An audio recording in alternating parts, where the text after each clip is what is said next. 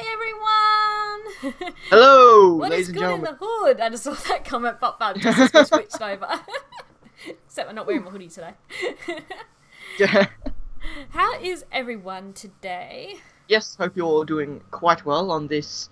Well, I guess depending where the hell you are, could be good weather, bad weather, night, day. I don't know why I'd even bother saying that, but it's been said. Hope you are good, no matter what your circumstance currently is. It was lovely and sunny here today, which is nice because it's been raining the last 2 days. But you've got rain where you are, don't you, Don? Yes, and I realised I didn't mute my stream. There we go. Ah. Heard my own voice. Never like to hear that. Anyway. I've put it up twice on my screen. Why do I have that? There we go. That's better. Yeah. So seem a little short-handed today, so I think we'll probably take it a little slow for a little bit, see if anyone else is running late or whatnot. I don't think Vitalcast is on today. I saw something about Vitalcast not being on, so because I usually know we sometimes overlap when we start and they're finishing. Well, nevertheless, good to have anyone that is here. It's very appreciated. Nonetheless. Yeah, we're pretty just casual and just chat, aren't we? Anyway, so yeah, I mean the episode itself was almost like that as well. It was. Yeah. There's a lot to dig into, of course. Yes. And it was a very good episode. Not trying to say it was boring, of course not. No. But at the same time, it wasn't something that was hype-inducing. Yes, it wasn't as action-packed as, say, chapter 4. It was very emotional but not just but on a very varying degree scaling. Yes. You have emotional in sad in the second scene. You have emotional, I guess, passion, ironic, considering what Blake said in the first scene. About the last scene was like a passionate kind of emotion. Ironic when it's an Albane scene, that emotional passion is involved. They're a bit more of a borderline kind of characters. Yes. And in the first scene, I can't think of the word, the kind of emotion that was. In the first scene, it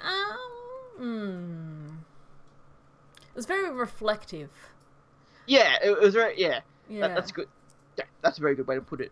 But overall, the episodes, I took a lot away from it. I thought I was, I've said it a few times over Twitter and Amino and stuff. This episode was almost everything I kind of wanted out of Volume 4 as a whole. And I'm not someone who's like, this needs to happen in this volume, this needs to happen in this volume. As long as it happens before the show ends, Yeah. I'm not going to reflect on the show until it's over. Yeah. So, if we don't get Neo back or we don't get Penny back until the show ends, and they never did, that's, to me, and that's just examples, of course. Yeah. That's when there's reason to complain. Yeah. But yeah, I love this chapter as well. Yeah. I did too. It was a lot of things that we needed. Like we had the reflection with Blake and Sunshine. It really did address a lot of things that I wouldn't say needed to be addressed, but I think a lot of the fandom lacked a bit of answers to. One of the ones was like, where does Sun and Blake stand after the end of Volume 4, and then their little bit more heated interactions they've had this volume already, just the little bits of stuff they've had. Like when someone met, I remember the big point was that when Sun touched Gira, yes, Gira and Carly were more like perplexed, while Blake had a visual aggression on her face. Yeah. As if like he ruined a family moment, which I understand, but he's trying. That was not. Yeah, that was like, he's trying. Don't he's earnest. Yes. Yes. But I very much thought Stoic. I stopped mentioning Chapter 7. You keep doing that. I don't know. I still don't get it, but stop. I don't care if you know someone in Austin. Stop it. And then we had the deep and meaningful with RWBY and Oscar, which was really good to see how RWBY's dealing with the aftermath of Volume 3. Yeah. And then it always goes back to that same example I always like to bring up, where it's like, not everything, we don't need to see everything for it to be an actual factor. Yeah. I know some people have the issue of RWBY that they tell us without seeing. Yeah. Could complain about the Albane scene we didn't see at the start of this volume. Or the Faunus mistreatment is another big one. That's again, we are told, but we do not see. Haven't seen a huge amount of it. But again, it's one of those things where that doesn't ruin the experience for me. it's still just as significant, in my opinion. Yeah, yeah, definitely. But again, this episode did do a very good job in addressing a lot of the things, again, we've been missed. assumed or been told. Yeah. That they showed us right to the face. RWBY dealing with the grief of Volume 3. Yeah. Blake and Adam, along with Blake and Sun. Yes. And along with Ilya and Adam at the end. Yep. So we did have a lot of going on there. I was told I'm going to a lot of people I've jumped to the conclusion that we're going to get a Stark flashback in episode... think so. Episode 6, sorry. I don't think so. I think she's going to more talk about Ozpin. Yep. It does feel along the lines of Yang and Raven are just addressing Ozpin and RWBY situation. Yes, yeah. And at a later point, they'll come back and have a talk about themselves and Raven's past and why she left. That, I think, is... And Yang even kind of mentioned it, too. Like, she's not here for Raven. You know? Not that she doesn't want all those answers. I think she's going to come back to that at a later point. Yeah. After the attack on Haven, or maybe just before, etc., etc. Yeah. Maybe we'll get Raven. Yes, we are going to get it. That was from the thumbnail. Yeah. Yeah, we are. So the thumbnail is Raven and Yang on it, and what's it called? The title song. Known by its song, which I believe the Raven itself has a lot of connections to song, and like the Raven song, like that rang a lot of bells to me. I don't know the exact references, but something about a Raven song. Yeah, so Arnold do a post. It's definitely an old saying or an old folk tale or an old legend. Yeah, something about that. I know Ravens have a connection to that kind of thing. Yeah, I'm hoping we'll get another fairy tale. Like we seem to be getting a fairy tale every volume, so I'm thinking we might get something along those lines this chapter. I guess we'll just find out. But that's what I thought when I read. I guess maybe, yeah. I wasn't thinking fairy tale. I was thinking more. Yeah, I don't know. Like, I don't know if we'll get a flashback necessarily. Yeah, I mean, it's interesting. The RWBY Rewind preview didn't lend anything to Raven and Yang. Okay. So it wasn't until the thumbnail that I got anything. Yep. From that, I do hope we get to see the villains again. I do think it's been a little long. I think we will. Yeah. Because I'm wondering if we'll get some sort of new music, like a new because it is known by its song. Maybe we'll get a Raven song in this episode. Well, maybe. It'll probably be something a lot more subtle, like Home kind of esque. Yeah. Like it won't be anything. It'll be a because RWBY and Crow scene in end of Volume 4, Home was more of a score than anything else. It was just in the background. That's what they'll be discussing, and then a Raven song will be in the background maybe. But I do remember seeing I think Eruption Fang, RWBY YouTuber, big RWBY YouTuber. Yes. Did an analysis. I didn't watch it, but it was related to Raven and the song Sacrifice. Oh, yeah, yeah, so maybe I've heard a lot of people. Maybe that's her song. Yeah, because it makes a lot of sense, yes. I'll have to go back and look into it. I haven't listened to the RWBY soundtrack, recently, except for Triumph. So I'll have to go back and re-listen to that to establish further connections. But, But let's start from the start and make our way through it. We're good enough to get into it. Yeah. So we had the first scene, of course, with Blake and Sun trying to recruit people for the cause with going to save Haven. And yeah, that was the RWBY Rewind scene from last week. Yeah, I thought it was. Yeah, so I liked it. I thought it was really well done. I like that little scene itself. Lend itself very well, like Sun's things about fighting monsters and robots and stuff. That was just a cool little nod. That was a cool little nod back to it was Volume 2, past volumes and stuff. Yeah.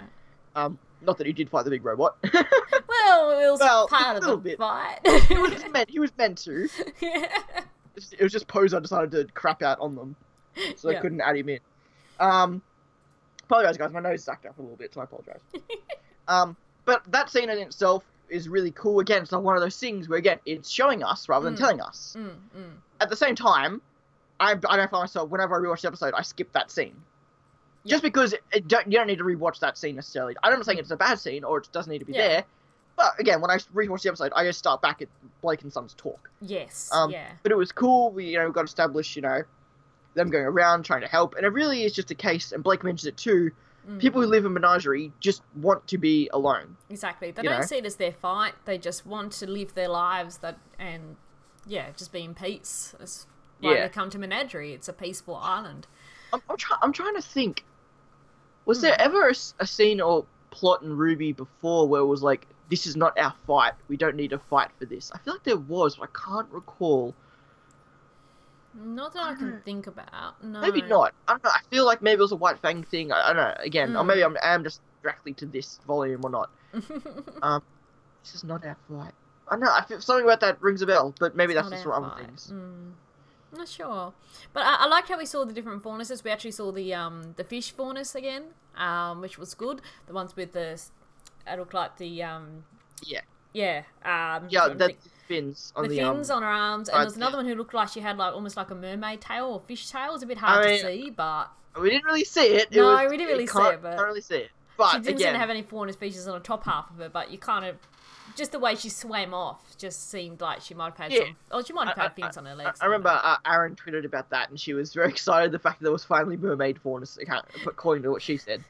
Yes. And it's like, I was like, all I ever wanted out of being a faunus was to know the fact that there are mermaid faunus out there. Well, I guess that makes sense because they can have animal features and animal parts. Like Sun's got his tail, so it makes sense that if the fish have a fish tail instead of legs, maybe, I don't know.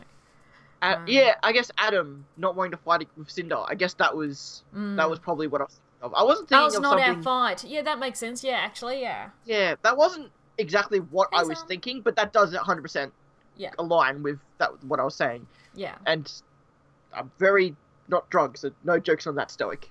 Bad. Although I'm just realizing now your second name is Drug, so I don't know. I didn't even notice that. That's funny. Yes. Aaron loses his shit a lot. That's true. So did Aaron and Sheeny lost their shit at each other at one point. Anyway. And then we had Blake and Son's talk, which to me have flashbacks of the original talk back in Volume 1. I didn't notice that until I saw a picture. It was the which also really relates back to how the hell the visuals have evolved. Yeah. Like I'm a sucker for volumes 2 and 3 visuals. Yeah. I would love if it was still that style. I love Volume 5, especially a lot more than Volume 4 did. Yeah. Volume 5 has improved a lot of issues I had with the Maya engine. So it's probably a tie now between the Volume 5 engine and the Volume 3 engine of my favourite visuals in the show. Something about Volume 3 was just so charming to me. Yeah, I really liked Volume 3 and stuff. And again, as much as I like the cell shading, just the pre-done shading just gives a lot of the clothing a bit more oomph. But of course, that was obviously a back and forth with cell shading. In certain lights, it looked better. In when there's no light, it just looks plain. So, I guess it's the last name. I wasn't playing anything. That's cool. No issue, man. Just saying. But that was a really interesting talk. I really like how Blake sort of like people being the personification of a word. I thought that was really interesting. Word relations. Yes. I think I had a phrase for it. I phrased it in my Amino post. What did I call it? It's funny because I did my word in relation. When I was watching it the first time, I did my reaction. I had a bit of a cold, so that sort of went off the top of my head. It wasn't too when I rewatched it. Like, okay, but I kind of got what you were saying though. Yeah, it was a really cool quirk. Yeah. For them to have given her, considering her relations to literature and her connect. Obviously, I mean, and that also relates back to the Beauty and the Beast because a lot of that film. I've only seen the Emma Watson version, but that was still, I think, just as amazing. I think most people agree to that. Yes. It was just longer, which is weird for a 1 hour Disney film to actually be a 2.5 hour feature length film. So that's such a weird transition. And yet the film still feels rushed, but that's all Disney films. Except for Frozen. Frozen and Tangled actually were short, but they did feel rushed. No. Sorry. But it was a very nice quirk that they gave her. It adds a little bit extra character to her. Yeah. And Blake's one of those characters that has always been a very I definitely wouldn't say one-dimensional, but again, she doesn't I wouldn't say she has a lot of those quirks apart from she's the outsider and a cat. Yeah. But it's cool. This is a very subtle little thing that I hope they call back on later because I would love later if Blake asks Sun what her word would be. Yeah. And I guess the obvious word would be beauty. Yeah. But and then Blake's like, oh my god, thinks. But then Sun's like, no, I mean inner beauty. Yes. The beauty of your personality and all that kind of and your drive. And I think that would just be a really, really I think that will just be a really, really cool scene that I hope they call back on later. Because again, I just thought it was a really good little thing they added to her. Yeah, and I thought it was really good, and how that sort of transition from what they were talking about to actually giving us a bit more of a backstory of her relationship with Adam as well. I thought that was really done, how they transitioned that. And, I was gonna say, before we jump into that, like, I like the fact that, you know, that her relation to Ruby was like purity. Yes. Then there was defiance. For Weiss, yeah. Strength. And strength for Yang. Like, again, those were really cool. And then earnest for sun, which I knew the word, but I did look it up just to get the actual proper definition afterwards. Yes. I was like, okay, yeah, that looks really good. And that also then relates to the Ilya point, which we'll get again. I'm trying to stay in order here, so I don't want to miss anything. But yeah, so then we move on to the reference again, another subtle reference to Blake and Adam's past. Yeah. With Sun saying, you know, you worked with. It was funny. When I first saw that, you worked with. When I first saw that scene, I thought he was like doing like walking with his fingers, but he was just fiddling with the umbrella. Umbrella on the drink. Coconut. But it still like kind of works because he has like you worked with, and like again, it was a really cool subtle thing, and I'm glad it was Sun to kind of bring into that because again, he is the. You know, I've always said, as much as I like and understand the likely end goal is Bumblebee, I do think that will likely be the end goal of the series for Blake and Yang. I just think Sun, is everything Blake needs. Yeah. Maybe not what she wants. I just think in terms of Sun's personality, how opposite he is to Adam, and the problem with Yang is Yang has too much of her own problems, I feel like. Exactly. You know, and she's not good at dealing with those problems. I don't think that's healthy for Blake. Yang's got enough going on at the moment to really, Yeah, so I just think that, you know, Sun works with Blake, I think, for her own benefit. Definitely at the start. I don't think Blake would be necessarily happier with Sun. But I just think, you know, I really do think that, just from a mutual standpoint, it'd make more sense for their health, I guess, for Black Sun. But I do understand that Bumblebee will likely be the end goal. And I'm sure by that point it will be better and it will make more sense, etc. Yeah, exactly. Yeah. But I do love Blake's explanations of Adam. Yeah. As it goes from justice to passion to spite. Yes. And that works on a lot of levels. Because again, this is a 12-year-old girl. Yeah. Who her family leaves the White Fang and she has Ilya and Adam by her side. So she doesn't want to leave because she has friends in the White Fang still. You know, she's not by herself, I guess. Which is cool. They established that, like, why she stayed. Again, because she had Adam and Ilya. We then move into, again, justice. She's a 12-year-old girl and she sees this like 16-year-old, 17-year-old, however he was at the time. I think he's only like 5 or so years older than Blake. Yeah. I think he's in his early 20s, I believe they've said. So, same with Cinder. Cinder and Adam are around the same age. Sees this guy who's the personification of the White Fang and everything she's fought for her entire life. And then as she gets older, I'm probably more attracted to him and see his de-evolution. Yes. While her progression of age can come off as passion. Yep. Again, a bit of relationship mixed in there, kind of thing of passion. But also again his deterioration from justice. I can imagine that from an outside it looks like passion, but it's actually aggression almost. Yes. Is that passion? Yeah. And then again moves all the way down to spite, and then she realized she was wrong, and then she left. And and leaving Ilya out of the picture as well. Yes. Is Blake a virgin? I mean, by choice, I don't think she is. I don't know. I won't get further into that because I don't think they'll ever address that in RWBY. I doubt it. But I will say that by choice, no, she isn't. Adam is not innocent. If she had 100% her choice, she would still be. Yeah. But that also is, I think, a less subtle way to put it. Blake said, friends. Not yet. I wouldn't say that far.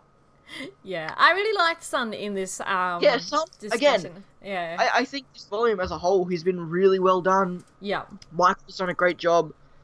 Again, as long as you just ignore the whole shut up jumping at Ilya thing, which I thought was fine, but some people still find issue of that. I remember I was watching Arnold's TLDR review. Yep. I deliberately skipped over any mention of that scene because I knew exactly the stuff he was going to say. I was like, I don't even want to hear it because I do not agree with it at all. I've not watched that one yet. I've watched his not first even going to listen to what he has to say about Sun because I just don't want to hear it. Yeah. But he's been really good. Michael's done a really great job with Sun's emotions and stuff. I just really think that, again, and I like the whole, again, like we said, like the Ernest thing was really cool with Sun. And just how, I didn't see this coming, but I really like Blake's relation from Sun to Ilya. Yes. How, what everything Sun did for Blake is what Blake now has to do for Ilya. Yeah. And Sun is even like, we're going to have to fight her eventually, but it's like, well, let's just try this then. Yeah. You don't want to help Ilya, but I didn't want you to help me, but you still did. It's the same idea. Ilya doesn't want to help, and you don't want to help us, but that doesn't mean we shouldn't. Yeah. So, it'd be interesting to see again if Sun can go along with that. Yeah. Which I think he can. I don't think he's an outright aggressive person. I do think we will get a Sun Ilya fight at some point. At least I would like to see that. But again, I was hoping for like a chase scene kind of thing. But again, we see Ilya at the end, so that didn't necessarily happen.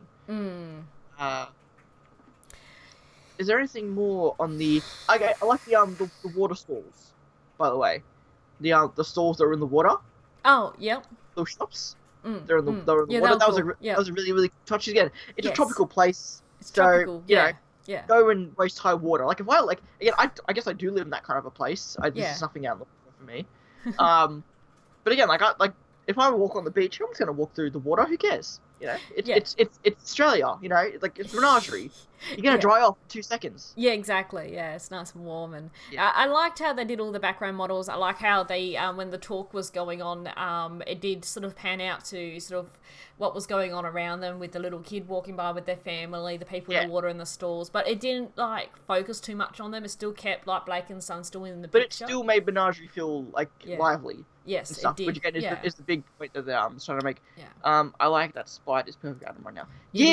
Again, it's the whole idea. Some people was like, oh, we didn't get enough this episode. I think we got more than enough for now, at least for Adam. We got a lot in depth into Adam. And again, Spite, because everyone always questions, like, why is Adam like the way he is? Yeah, I feel like his drive for, I don't know what happened in his will make him hate humans so much. So I've seen some things definitely happened in his past. Like, same with Ilya, in a way. And that's why Blake's like, she doesn't want Ilya to go down the same path. She's not there yet. But, yeah, something happened to Anna's past, which has given him his drive to hate the humans and want to join the White Fang. And I'll show my stream offline. Guys, let us know if there's any issues with the stream, because the quality's been going up and down. Well, yeah, because like I remember making the point that in this show, in my opinion, the embodiment of evil in the show is not Salem. To me, it's like, again, Ozpin and Salem are one and the same. Yeah. In terms of their, they themselves. Yes. But to me, it was always Adam that is the real evil in the show. You have the main conflict, which is between, two sides of the same coin of Ozpin and Salem. Yeah. But then you have the actual evil, which is Adam over here. But the interesting point of one, RWBY mentions that, again, RWBY dictates in this episode that Salem is the ultimate evil, from RWBY's eyes at least. And Blake goes as far as to say that, he's spite. Which, again, evil is in the definition of the word spite, I think. But, again, the word spite, I think, holds so much gravity, I think, to his character. And even the whole mention at the end about the Belladonna name has given me nothing but grief. Yeah. That's another thing as well. So and the way he was acting in that, you can see the anger coming out and the frustration in that. And it's gone to the point, it's made him it's too much. And it's made him act this way. And you remember Adam back in Volume 3? Yeah. At the end of Volume 3? Imagine that, like, I could never imagine that guy losing his cool. Yeah. Because he was so... He had such a sense of just... I can't think of the word. Something with C. Not confidence. It was in control of his emotions. Composure. Yeah, it was very composed. Composure to himself. To see this guy then almost lose his cool.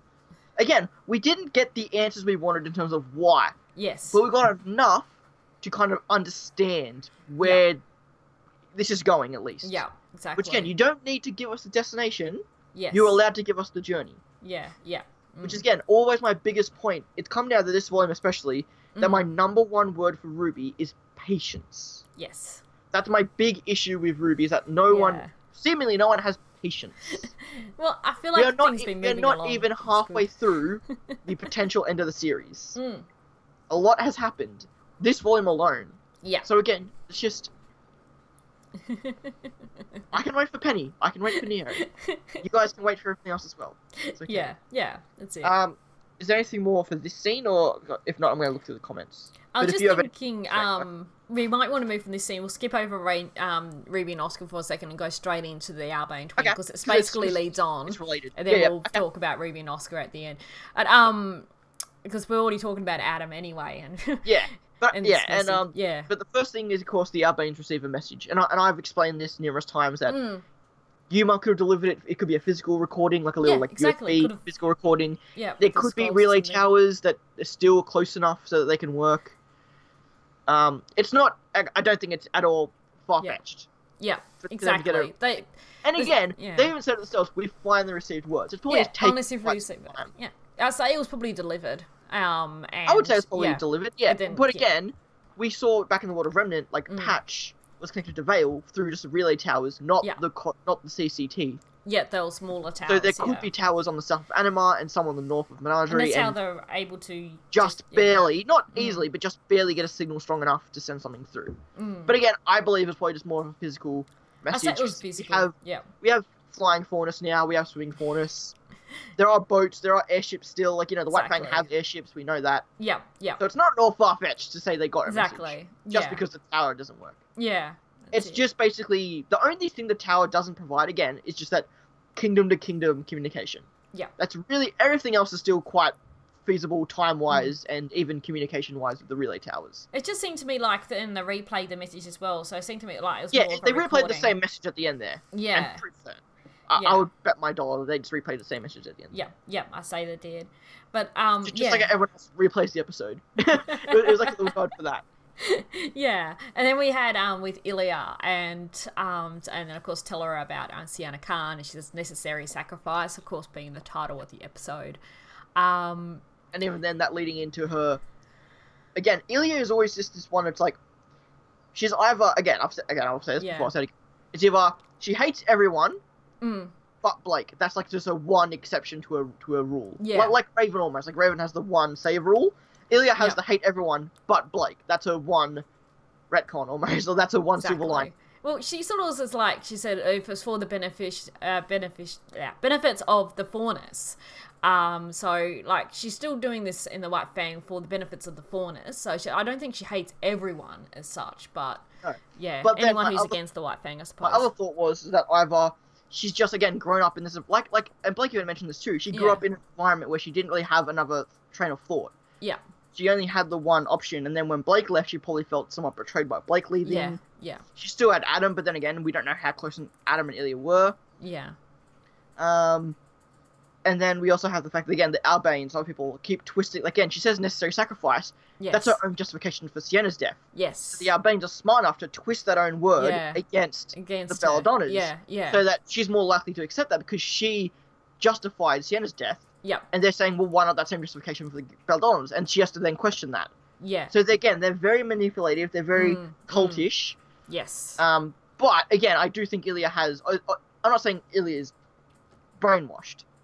Well, at least in the sense of that she's been brainwashed but she's grown into it kind of thing. Yeah. She's not like a different person completely if she didn't have the RWBYs with her, because she still grew up in the environment. Yeah.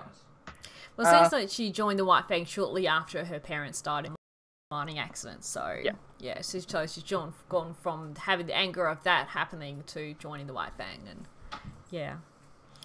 And, So, it's sort of... I found like this scene was really setting up to what's going to happen next with Menagerie, with what we suspected might have been going to happen, like with Gira and Carly getting attacked.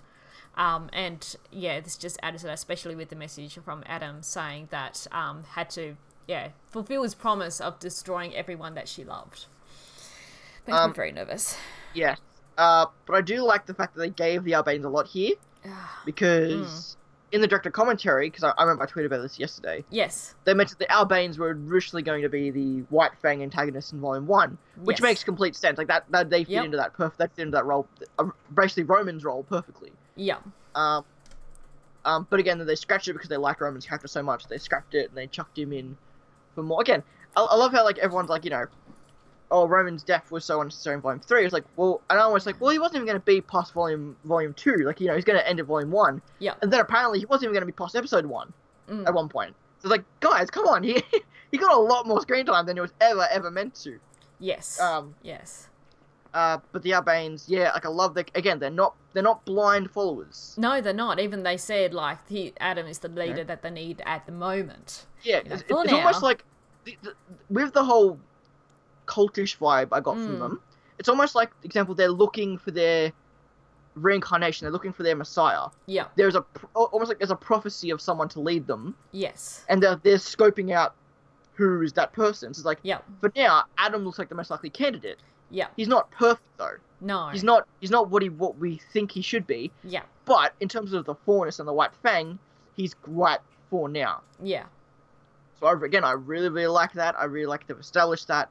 Again, the voice acting for those two again was really good. Oh, it was really good. Yeah, it was really captivating to listen to them. Yeah, especially like, you know, Corsac, especially with that deeper voice, is like it almost like it's almost sounds deliberately motionless, which is almost which again is almost sicker for someone to speak with almost no emotion, because it's like, well, that's creepy, and that's, you know, that's scary. They have got a real creepy feel to them.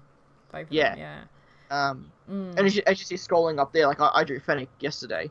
Yeah. From that, so that is that's very cool, I guess. But we go into Ilya again. We also get Brother Yuma as well. Yes. You know, they're going to be the ones with others most likely are going to attempt to assassinate Gira and Kali. Yeah. And you know, and with Ilya most likely just being there to distract. I say what will happen is Ilya may have second thoughts about the whole thing, but she's going to unintentionally cause this all to happen. So she may be talking to Blake and distracting her, trying maybe to warn her perhaps, but while this is all going on, the other White Fang brothers may already be attacking Gira and Kali. I just got the feeling that Blake may actually want to help her, but unintentionally lead towards them. I think either one, the Albanes plan for Ilya to maybe not cooperate. Yeah. Or the plan is just for Ilya to distract Blake. Because, again, Blake is, you know, they don't as want far as we know, protect. Gira and Kali aren't trained huntsmen. Exactly. Gira is probably a fighter, but even so, I wouldn't call him a huntsman. No. So, again, Blake is the ultimate obstacle for killing them. One, obviously, because she wants to protect them, and because she's the most dangerous. Yes, exactly. Which hopefully then that maybe leads into them underestimating Sun. Yeah, well, probably. They haven't seen him fight yet. Sun is probably one of the best huntsmen. You know, again, he made it to the finals of the Vital tournament. Yeah, exactly. We didn't get to see his final fight, obviously, because that was later in the round before Penny. Yep. But he made it that far. Yes. So, again, we saw him with Roman and stuff. So he's definitely just as capable as Blake is, more. We just don't get it. He just doesn't fight that often. Yeah. You know, whether that's for choreographic reasons because of his gunchucks or whatever. We'll have to wait and see what happens there. Yeah. So, because again, Gira and Kali, I'm obviously very concerned about, but we know their fate almost. They're going to die or they're not going to die. Yeah. Blake is probably either, and with Blake, it's kind of fucked up because it's kind of either way. Whether her parents don't die and she goes to Mistral, her parents do die and she gets captured, goes to Mistral. Her parents die. Yeah. She doesn't get captured, but she'll still end up in Mistral. Yeah. So no matter what happens, Blake is going to end up in Mistral. Pretty soon. It just depends which way it's going to go. That she's going to get captured. But no matter what happens. But again, then it remains the question: where does Sun fit into this? What happens to him? Does he get killed? Does he get captured? Is he still a menagerie? Is he going to show up at the end of the volume with an army of Faunus on a boat, like like in Lord of the Rings or something? But it's really going to just, I don't know how it's going to go. I feel bad, but again, Sun is just the one I'm just most concerned about because I don't know Sun. Yeah. You know, are we going to... He almost feels disposable Blake in a way. both gonna get captured, and we're gonna have to watch Adam kill Sun in front of Blake or something. Oh god. You know, like. Yeah. And it's one of those things where I've always mentioned this too. Like, I don't hate Adam. Yeah. Just because I can't hate. I only dislike something in a show that has bad writing behind it. Yeah. No matter how evil a character is, no matter what they've done, I still can't bring myself to necessarily hate a character in a show. Yeah. You know, like, I should hate Emerald because she got Penny killed. I should hate Cinder because she killed Pyrrha. Yeah. I should hate Salem, but again, they're written well enough to, it's like, I want to know more about these people, why they did what they did, and see if there's a justification for it. Doesn't mean they're wrong. Doesn't mean they're right in their actions, but I'm curious to see if there's a justification there. Yeah. Which again leads back to the whole thing about No, that is true. I do know that Sun was not going to be in the finals because they were going to fight Pyrrha and Nora in a doubles match. Yes. But he was there. But because that didn't happen, you do see Sun, 3 other huntsmen, Penny, Pyrrha, and Yang, and Mercury in the final. They're the final 8. Yes. So he does, in fact. He wasn't meant to, but he did, in fact. But he did actually end up being in the finals, yeah. Yeah. Probably not by design, but he did end up there. They probably just threw him in there because, again, they could have. They could. Yeah. But again, and the whole thing with, like, I think I watched that Adam recording 10 times. I can't stand him. It's just no. I'm never going to disagree with. I'm never going to justify Adam at all. But I'm just saying, I don't hate him as a written character in a show. You know, I don't know why. Again, I do like to immerse myself in TV shows, so the fact that I don't feel that way is kind of contradictive. Yeah. But I don't know. I'm more curious than I am filled with hatred. But I can see. I don't know. I can't even justify why I don't. But yeah. But again, the whole Belladonna name has given nothing but grief. Yes. So maybe Gira and Adam have butted heads in the past before. Again, maybe about I can see that. whether it be about the White Fang or whether it be about her daughter. I can imagine maybe there was something probably there. their views in a way, because Adam's all about, not like getting along with the humans, while Gira was more wanting peace between the Faunus and the humans and to get along. Yeah, so... I mean, as far as we know, they could have been, like, even though Adam would have been very young at the point, maybe he was like, he wanted to be right hand to Gira or something like that, but then Gira outright said no because of his beliefs, and maybe they had a bit of an issue, and then when Sienna came in, he was finally appointed leader of the Vale branch. Yep. But also, it could be that the Albane Queens had told him about with the Belladonnas trying to just what they've been doing so far already. Oh yeah, no, 100%. But again, it feels like there might be more there than just Blake and what the Belladonnas are doing now. Yep. Because the Belladonnas brought me nothing but grief. That feels like such a past tense thing to say. There maybe is more. There might. And again, if there's not, fair enough. Yeah. But I feel like I can see that. More. Again, like maybe Adam and Blake didn't get Gira's blessing. Maybe they were a thing even back then. Yeah. Before they left, so maybe there was like a blessing thing about the relationship or whatever. So yeah, it's very interesting. Again, the whole slaughter her family, I have a promise to keep kind of thing. Yeah. And again, that's the whole thing. Like, the Albanes are curious because he has his own agenda. Adam has his own agenda. Yes. Which I like. Like, even though he's been focusing on the White Fang overtaking all the stuff, he's now come back here and says, like, yeah, I did all that, but I still have a more important thing to take care of. Yeah, exactly. Because again, it almost seemed like he was almost overlooking it, but I think maybe it's just like he didn't know where Blake ran off to. So he kind of like, okay, I'm gonna put this to the back of my mind, do what I can do now against Sienna, and then when I do find about Blake, that's back to my main prerogative. Yeah. So, yeah. Again, we've got also Brother Yuma and the whole Gira's Messenger thing. Yes. I've seen almost a lot of people question the whole Gira's Messenger thing. It's like, he mentioned that in the speech. Yeah, he did. Yeah, that he sent off his fastest message. I always see so many people question that scene, that quote. I'm like, but we didn't. It's like, do we see his messenger? We didn't need to see his messenger. No. Why is that? What? Yeah, he sent the messenger off. Yeah, exactly. Yeah, I don't know. I've seen a few people question that. And I didn't see a reason. I'm trying to think of anything else. Yeah. I think that was really much it for that scene. Really, it's really just setting up what we're going to see happen next in Menagerie. Yeah. So we then now come to the Ranger scene, or just I guess the Rose Garden Ruby and Oscar. Scene. Yeah. And again, like what I said about this volume kind of doing everything I wanted in Volume 4, you know, they established more of Adam, they established more of Black Sun, and they've established now more of Penny and Pyrrha. Yeah, exactly. Which, again, which is a lot of the stuff that I wanted to see out of Volume 4. And I'm happy that I got it now. I'm not disappointed we didn't get it in Volume 4. I'm just happy that we finally got it. And again, that's the whole thing about patience. You know? Yeah. So, one thing I remember Dan mentioned in his review is that Oscar said that the quote he said was, "I feel like I've had this cane for a lifetime or more." Yeah, longer even. Yeah. But the weird thing about that scene is that he said, "I've only had it for a couple of weeks." Or a few weeks, I think he said. Was it a few weeks? Which, in relation to the whole, there's a month before before Salem attacks Haven. Yeah. Dan mentioned, and I kind of want to agree with this, that we might have just skipped a lot of development. Yes. For Ranger and Oscar, just in that one dialogue, and some weeks have passed. Yeah, which means we're only a week or less before this attack, and it's like, damn, I hope that's not the case. I really hope we don't. I hope we get more. I still want more Ranger stuff. So yeah. I mean, I don't know. I it's a weird thing because like we'll have to wait and see. I really hope that you know we still get more Ranger stuff before they go to Raven.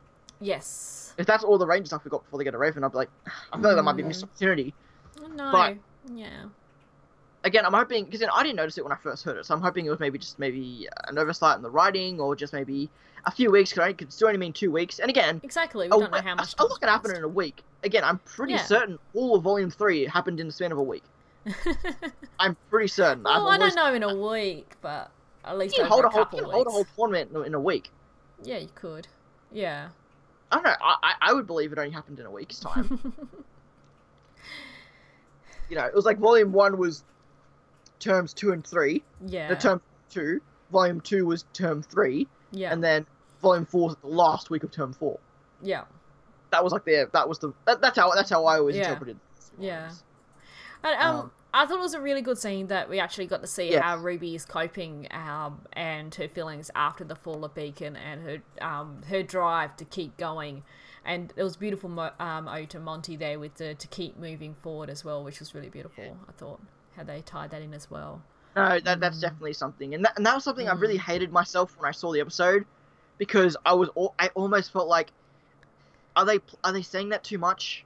No, I don't think. I thought they tied them in really well with what she was talking. I'm disagreeing with myself right now. Yeah. But when I did think that's like, they've said that a few times now. Like I don't know why it should not bother me at all. So 100% disregard what I'm saying right now. Yeah. But yeah, I don't know.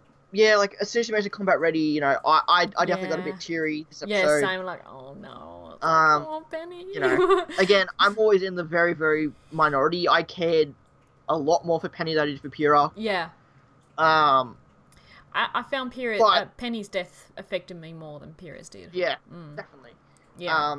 And Penny and Ruby even justifies that now. You know, it's like Pyrrha died fighting a fight she knew she couldn't win. Exactly. But with Penny, she was just killed. Yeah, that's just to make a point. There was Ruby exactly. There was no reason for Penny to die. We're just talking about the Ruby and Oscar scene at the moment, Stoic. We've already discussed the Blake and Son menagerie and our Bane twins. So you missed a little bit. Yeah, they say they do say it at important moments. I'm aware. I'm not saying it's a bad thing at all. It was just It was in the moment thing when I first heard it. It was like, but again, I've always said almost all this volume, I've had to watch the episode 2 or 3 times before I actually realized how good it was. Because I guess I have maybe a low standard or a low bar for whatever reason. I don't know why. Yeah. Yeah, that's true. They could incorporate. That's maybe a saying Summer said that maybe she. Again, that because Crow and Ruby are the two people who say keep moving forward. Yeah, exactly. Yeah, Penny still has a story that has that's my big point. I think whether or not we get Penny back or not, I still think that she has something more to give when if we ever go to Atlas. there's still something more. Like the fact that we didn't see her father in Weiss's arc in Volume 4, that confused me. I'm surprised we didn't see that. Yeah. So yeah, I'm glad we also finally get a little bit of like Oscar doubting, because again, he came into this whole thing and kind of accepted it. Yeah. It's cool now to see that he's now he's kind of getting into seeing how bad this can be. He's kind of maybe regretting this almost. Yeah. And again, not that he has a choice. Yeah. But with the tear and stuff, it's really starting to get to him. Yeah. It's cool that we established that he has fought Grim before. That's a cool little thing. Yeah, so it's a he has Grim on the farm. So he has some little experience. But because again, considering where he was, he didn't have any protection or anything. So the fact that a Grim would wander through his farm makes sense. Exactly, and he is in over his head. He's young. He's been thrown into this. He's 14. So, it's crazy. He's just thrown into it. Well, RWBY sort of slowly got into it. His whole outburst at RWBY and stuff. And it was all just really, really well done. And I thought it was really good. Yeah. And also, I thought afterwards, maybe did Osborne maybe talk him to doing that to see how RWBY would react? It's funny because we don't hear Osborne say anything till after. Yeah, I'm surprised he didn't mention anything on the Pyrrha situation because he had a big role to play in that. So he didn't. I'm surprised we didn't hear anything about that. Again, I like the fact that again he's like, Osborne. I still feel like I want to hear what Raven has to say because I still don't trust Osborne as much as I think I should. It's like I relate to with the whole Harry Potter with Dumbledore. Like, he seems like the good man, but then he's made some decisions and things which makes you think maybe he wasn't as good as you thought he was. And I sort of feel like that with Osborne as well. He's doing what he feels is the right thing, the good thing to do for the people, but then it makes you think some of the decisions he's made is actually not the right or good decision. I never felt that way with Dumbledore too much. Really? I never felt that feel it. But I get where you're coming from. Like, I get that. But I don't know if I ever... Again, I didn't read the books, so maybe there's more of that in the books. Yeah, it's more in the books than what was portrayed in the movies, for sure. I do think it's surprising that we've gotten 3 Rose Garden moments. I wouldn't say it's been shoved down our throat. No, I do think that scene could have been John, not RWBY. Oh, could have been. Yeah. Again, just mentioned... But again, I'm fine because they mentioned Penny. Yeah. So I'm happy. I'm really happy with that. Yeah. Again, like we got the scene in episode 3. I don't think that was a shipping thing. I think he was just nervous around Huntsman. Besides, exactly. RWBY's cute as fuck. Yeah, she is. And like, he's seriously. 14, Yeah, exactly. Like, the kid's probably never seen a fucking girl in his life. He lives on a farm. I don't think that's a shipping necessarily thing. No, I don't believe so either. The previous scene, I think, was fine too, because again, it was just them sparring, because they're both the 2 most inexperienced people in fighting. Yeah, exactly. They were good sort of to team up, because RWBY can't fight hand in hand. That was a good team up kind of thing. Yeah. I thought it was. And RWBY is just a caring person again, not because of any shipping reasons, because she was in that position. Yeah. She was exactly where Oscar was for 3 volumes. Yeah. It wasn't until Volume 4 that she actually kind of stood out of that role. Yeah. So yeah, she cares for Oscar and is looking out for him because she feels like she needs to. Yeah, and I don't feel like... Yeah. Besides, I don't think that episode 5 thing didn't seem ship related at all. There wasn't a moment of shipping. I didn't even think about it. I kind of saw a little bit of that in episode 3 and 4. Yeah. I didn't see any of that here. This was just I mean, Oscar said she must have been the best huntsman in all of Beacon, but I don't think that No, exactly. But again, this also calls back to again why she was selected as a leader. Yeah, because Osborne saw that she had this spark, as he called it, and we've heard that. I was just saying more just as the example that we saw here. I think the whole spark thing again leads to Osborne having motives. Yeah, well, she inspires people, and I think that's what he probably saw in her to be a good leader. She's able to inspire others, which I thought was really cool, and again, very much relates back to the whole Osborne not being trustworthy. Yeah. We haven't gotten a Hunger Games-esque vibe from RWBY since Volume 1. But that was... No, let me explain, because the big thing about RWBY Volume 1 was everyone was like, it's a mix of Hunger Games, Harry Potter, and Wizard of Oz. Yeah.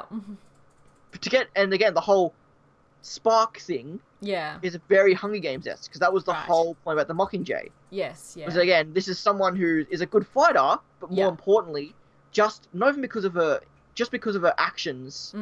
can inspire people. Yeah. But and spoilers for anyone who hasn't seen Hunger Games, almost everyone above her has dark motives, has a dark, sinister intention behind using her. Yes.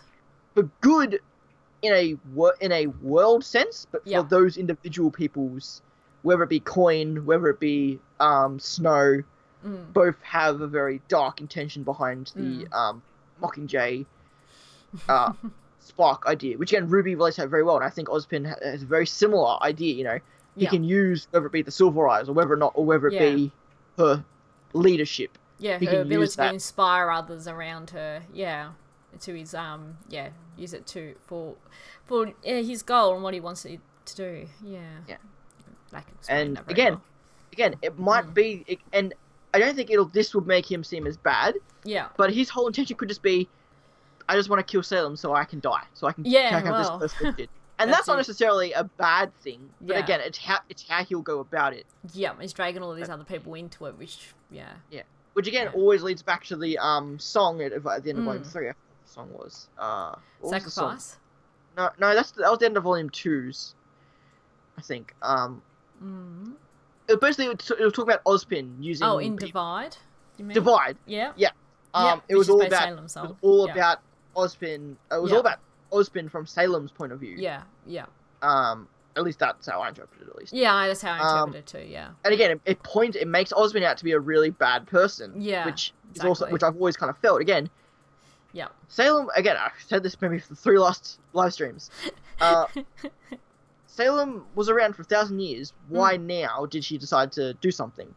And I felt that's because this reincarnation of Ozpin was literally starting to build his Dumbledore army. Yeah, yeah. At Beacon. And that's when Salem realized, okay, you are literally leading children to the slaughter against me. Yes. So I'll slaughter them then. If you're going to lead an army to me, I will kill them. Because that is a horrible thing to do. Yeah, exactly. To literally just get kids to train soldiers to fight in a war of was basically just kids.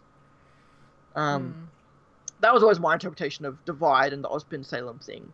That at the end of the day, Ozpin is just as bad as Salem. Exactly. And I'm hoping that Raven has that same point to say tonight in that episode. Yeah.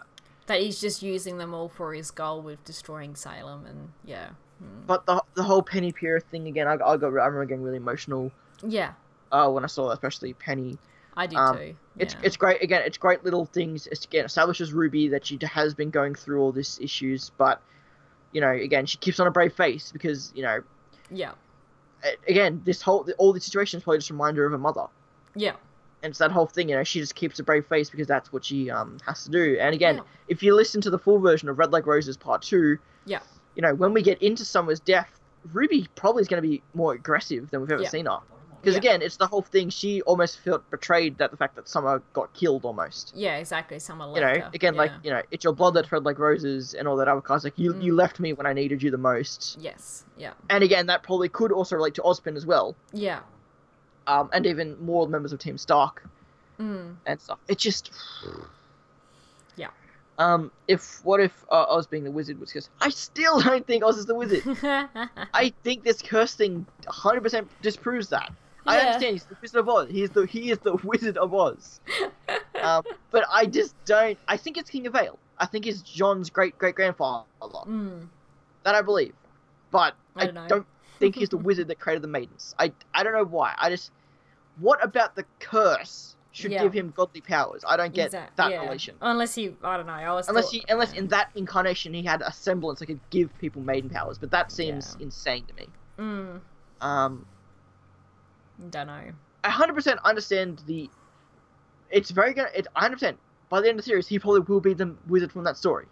Yeah. I just, for now, I don't see that much apart from a namesake. Yeah. And I know this show has a lot of namesake connections. Yeah. I always find that funny. I always kind of justify that names don't mean anything in the series, but yet they mean everything in the series. They do. So I don't know why I always have that reasoning, because it never makes sense. Yeah. So is there anything else about the Oscar scene? I don't think there is really anything else that I can think of to mention. Through these comments. But again, guys, if you have anything else to say, if you may want to keep up with new comments, and I'll look at comments. Yeah, exactly. Like,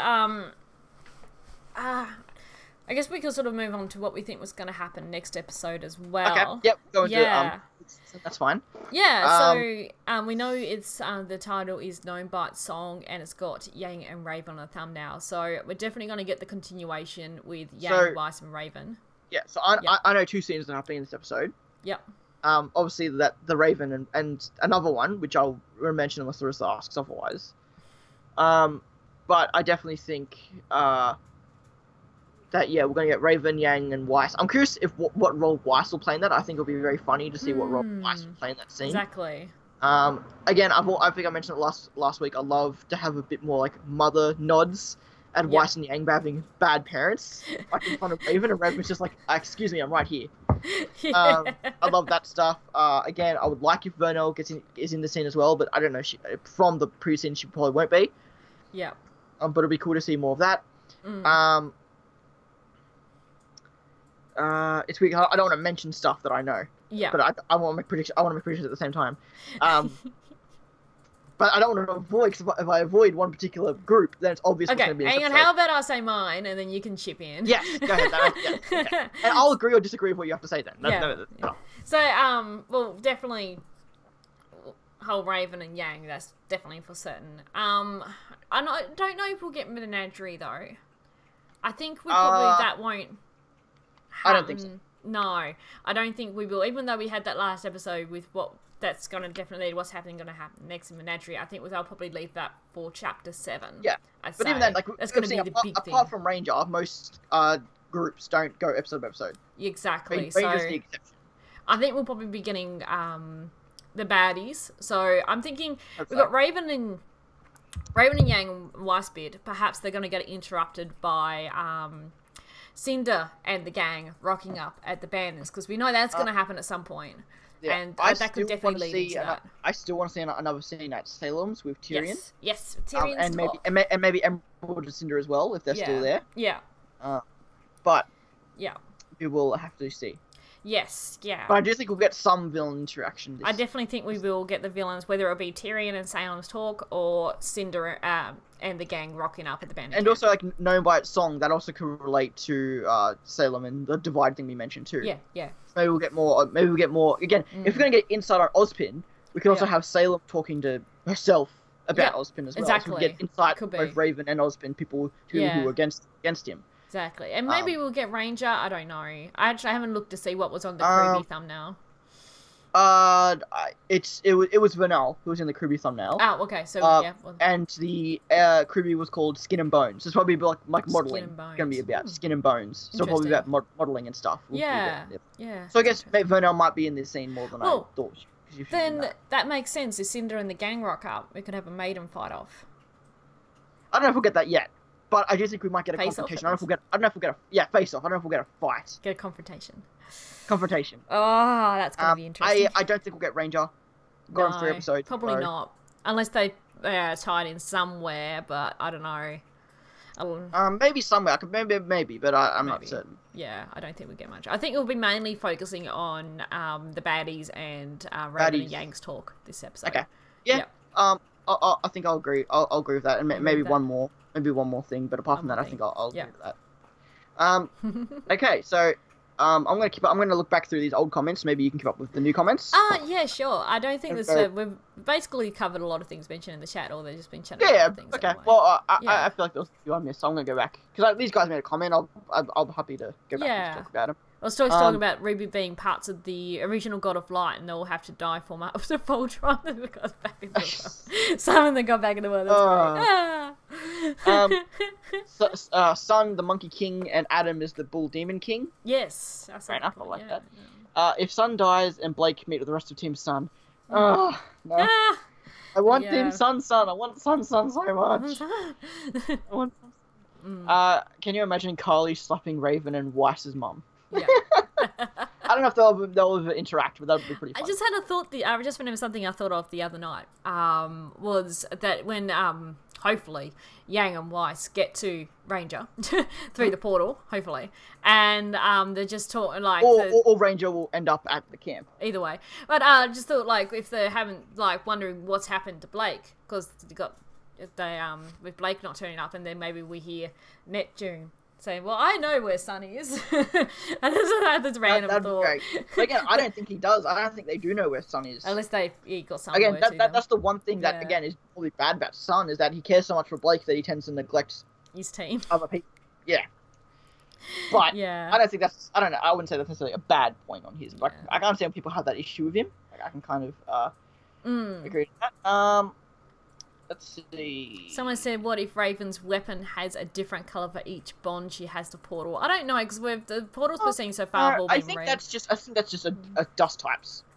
I think she can just, like, she can use, like, elemental swords, like, kind of like Weiss can. Yeah. I think she has a similar idea to that. But again, I'd love to see that if we in our Crow-Raven fight, if we get that. Yes. Adam isn't a bad character, just a villain with no intimate redeeming qualities. Yes, yeah. I'll agree to that. Like, he's not, yeah, he's just... For now, but again, I feel like with that whole grief thing, we're close to getting something. Yeah. Perhaps. Yeah. I could see Adam killing Sun at some point. Unfortunately, I agree. Yeah. I don't want to see that. I can agree to that. Yeah. You know, people... I don't think we'll get a Ty and Raven reunion, no. Oh, maybe, because again, I could see Raven maybe coming around at some point. Maybe. Towards the end of the series. Because again, I don't know where Raven's going to end up, but like by the end of the series, like where Raven will end up, if she'll be dead or if she'll leave the bandits or not. I don't know. I think we'll get a reunion at some point. Because again, everyone likes to make the point out the fact that Raven could have gone and seen them at any point. Yeah. It's like, but again, I can see a point though. Like that would be a sign of weakness to her because she left that behind. Exactly. She went. And she wanted Yang to prove herself by how much she cared for her mum that she didn't even know, and prove her strength by getting to her. Exactly. So I can 100%. I don't necessarily agree, but I can 100% understand where it's coming from. Theory on Adam: if he can absorb energy up to using his healing blush. Yep, as the way channel. Like, could he do unarmed? Ooh, imagine if he could like. Maybe he could like absorb damage without his sword. Like he could unarm, like almost like just like catch energy and absorb it. So far, I've only seen him use his sword to do that. But his hair just light up when that happens as well, not just his sword. True. His body lights up as well, so that could be interesting. Yeah, a lot of rose garden, but I want them to make silver-eyed babies. Maybe. Maybe. I don't know. I do feel with the silver eye, because it's such a rare trait, I don't think it would be every child of a silver-eyed person would have silver eyes. I know Ruby does because of Summer, but I don't think it would be every. Otherwise, it wouldn't be that rare. Well, I guess so, but at the same time, it could just be from a very, very small lineage pile. Yeah, I guess just as long as as long as the silver generation. Well, true, but no, we're not going to skip a generation because Summer and Ruby have it. I said it might. It could be just one of those things. Yeah. But again, if the silver-eyed warriors aren't only having one kid, then it would make sense for it to be every. But again, yeah, they can have two kids, and then it would be spread and spread and spread. But yeah, exactly. If silver-eyed warriors are only having one kid, then it would that maybe just the first one or something. that might be fetched to say that. Yeah.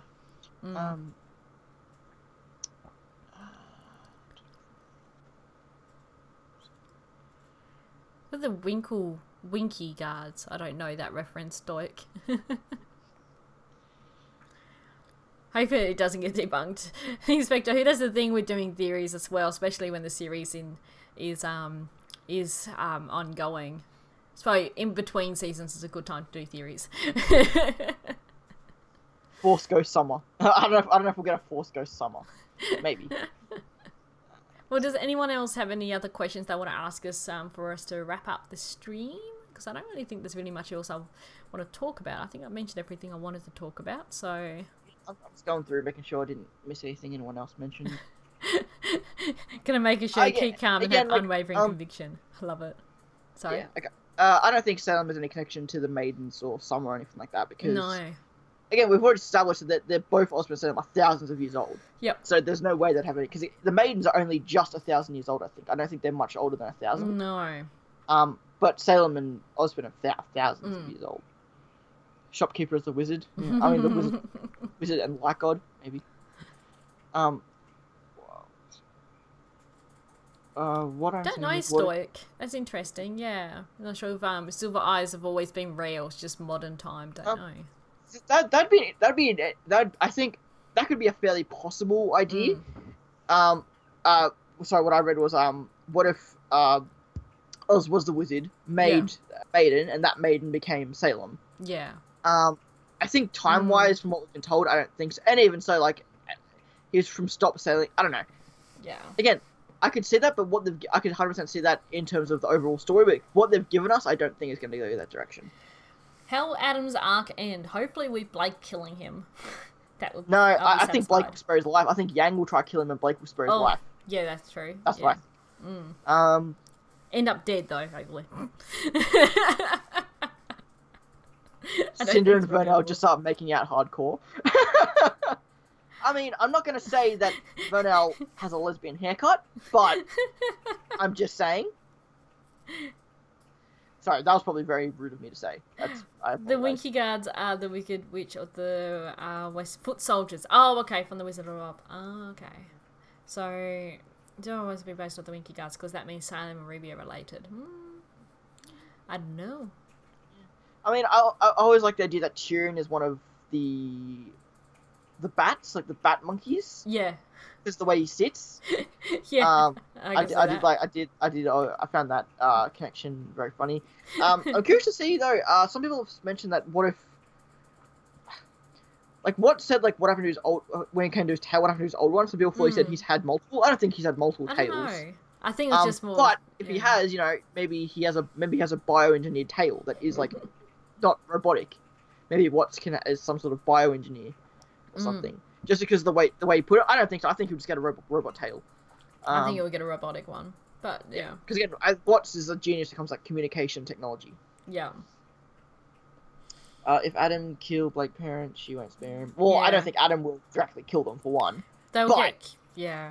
Well, it could be the drive she needs to put. But I don't want it to happen. But I can see from a writing perspective.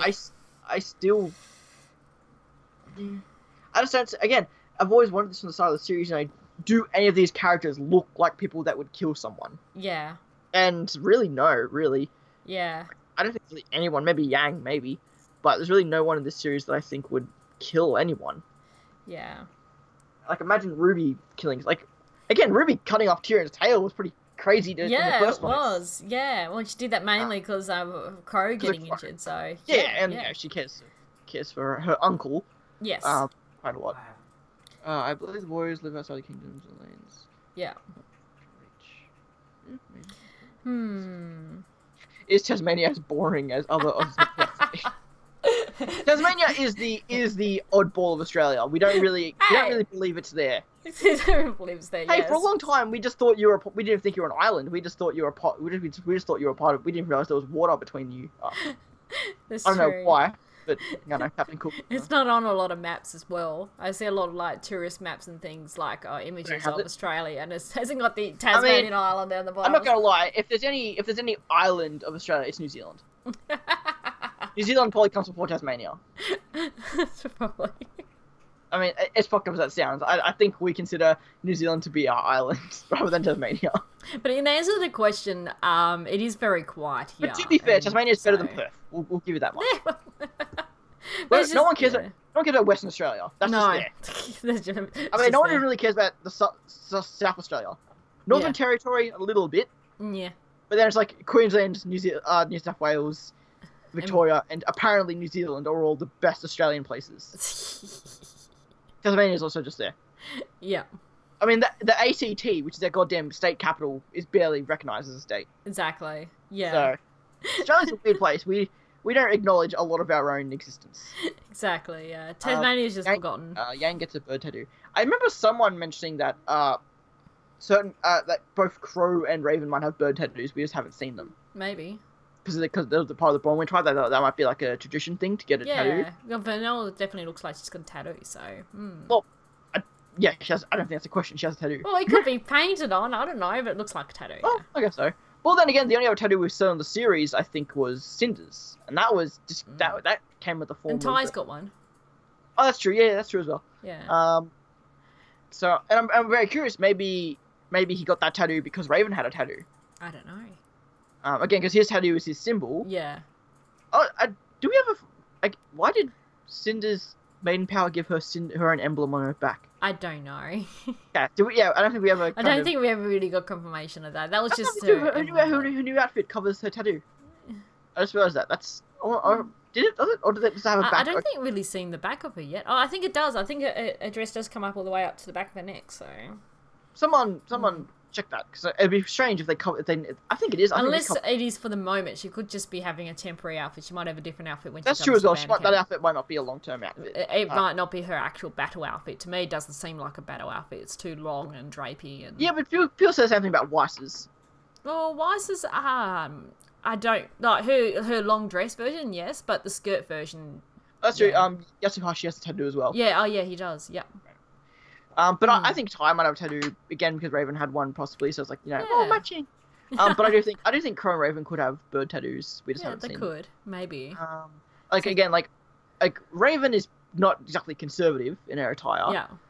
But Crow more is, so maybe he covers it because again, like it's a past that he doesn't really like to acknowledge. Yeah. He's kind of left that life behind, whereas Raven obviously didn't. But again, I'm surprised Raven doesn't have like a tattoo on like her thigh between her stockings and her skirt. Yeah. Or something like that. Damn, Raven dresses like a young woman, doesn't she? She does. Stoic, in answer to your question, Lost System is in hell.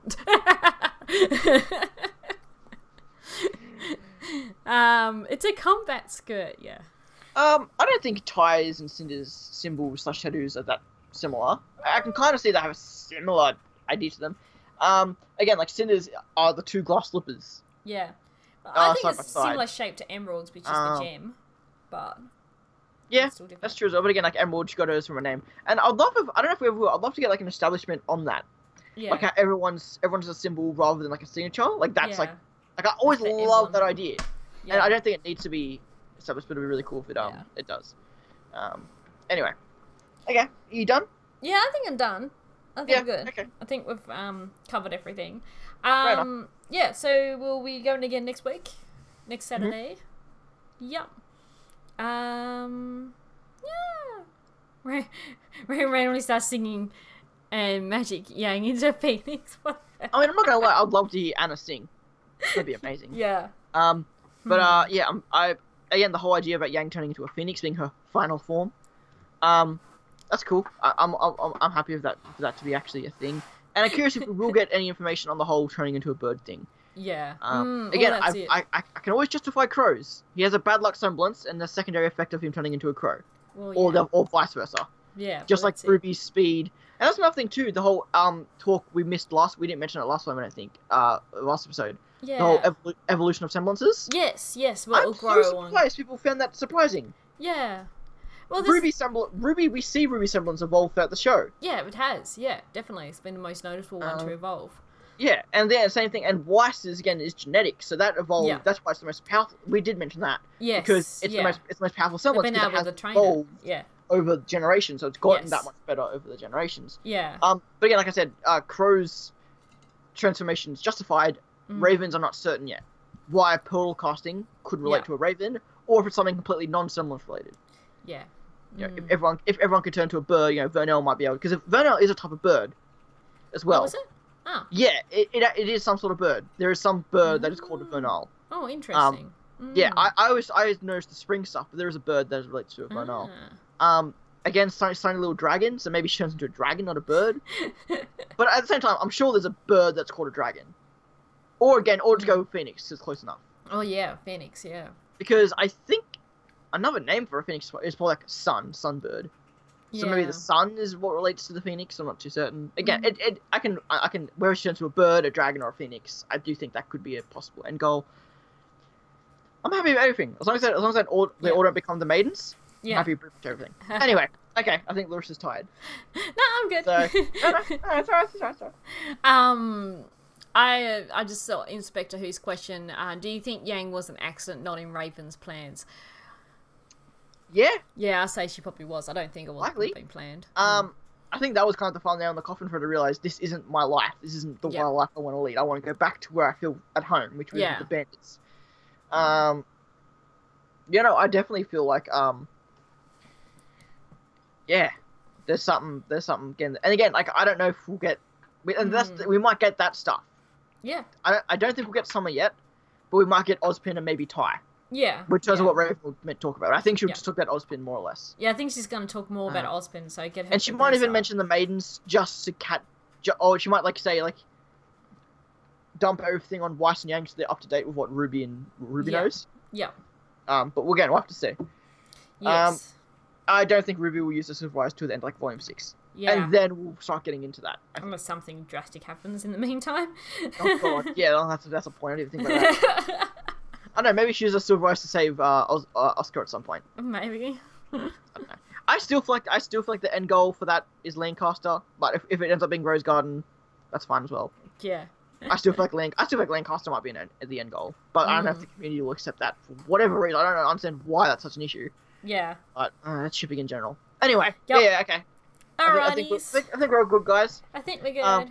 If we didn't address your question, we apologise. Yeah. I don't think anyone sent in any before the stream. Yeah, if any of you guys can't make it to next week's, just send us a tweet or Discord message or anything else in the meantime. We'll save it and we'll make sure to address it and we'll tell you about it. Yep.